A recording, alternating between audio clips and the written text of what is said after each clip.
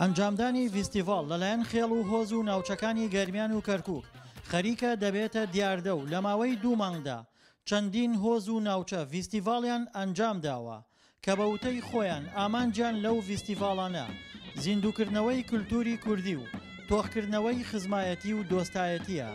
و ئەم ڤیستیڤاڵەش تعبیر لە جوانەکان دەکات، لە تعبیر لە زیندووکردنەوەی ڕابردۆ جوانەکانی باو باپیرانمانەکە کە پێمان باش و کە ئەم ڤیستیڤاڵە بکرێت بۆ یەکتر ناساندنی هەموو چین و توێژەکان و بتوانین هەموو هۆز و تیرە و عەشیرەتەکان لێرا کۆ بکەینەوە و بتوانین کۆمەڵێک داب و نەرێتی جوان پێشکەش بە هەموو خەڵکی گەرمیان و کوردستان و باجەڵانەکانی هەر چوار پارچەی کوردستان بکەین. بەشداربوانی ڤیستیڤاڵەکان زۆربەیان جلی کوردی دەپۆشن، هەروەها لە ڕێگەی ئەسپسواری و هەڵدانی خێوەت و دروستکردنی خواردەمەنی کوردەواری ڤیستیڤاڵەکە گەرمتر دەکەن.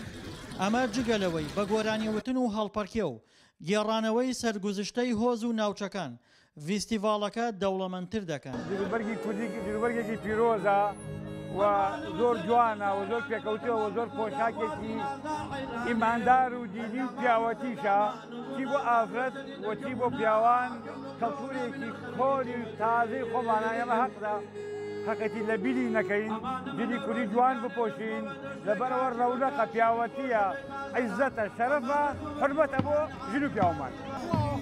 وەڵا کوردەواریە خۆشە، حەزی لێەکەین، خۆشە خۆشە کوردەواریە. حەزەکەین هەموو کەسێک ئەمڕۆ جلی کوردی لە بەرایە و وەکو ئاوین کۆنا جلوبەرگی کۆنە بکەین بەرمان و وەکو ڕۆژێکی خۆش وایە هۆزی باجەڵان وەکو پێشانگایەکە ئەم هەوزە ئەبێ ڕسمشتی تێدایە و هەروەها جلی کۆن زۆر جوانە لەبەر هەموو کەسێک ئەبێ جلی کۆن لەبەر بکەین وەکو ئەسب سوار لێرەیە چێشت ئەدەن بە خەڵک و هەروەها کە پروشتی خەیە هەرێکێک و کەپێک بۆ خۆی دابین دەکات.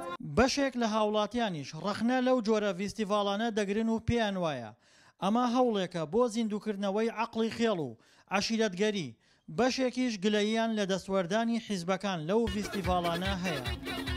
دەستخۆشی لەم هۆز و ئینانەکەم کە ئەم فستیڤاڵە ڕێگەخەن کە ئەم جینە گەنجە بە نەتەوەی خۆیان ئەناسێنن، بەڵام داواکارم لایەنە سیاسەکان نەی کە نەمەرامی حیزبی بۆ خۆیان بەکاری بێنن. لە ماوەی 2 مانگی ڕابردوودا 11 ناوچە و عەشیرەتی سنووری کەرکووک و گەرمیان ڤیستیڤاڵیان ئەنجام داوە و چەندین عەشیرەتی تریش ئامادەکاری بۆ ئەنجامدانی ڤیستیڤاڵ دەکەن. دڵشاد ئەنوەر، دەنگی ئەمریکا، پارێزگای کەرکووک.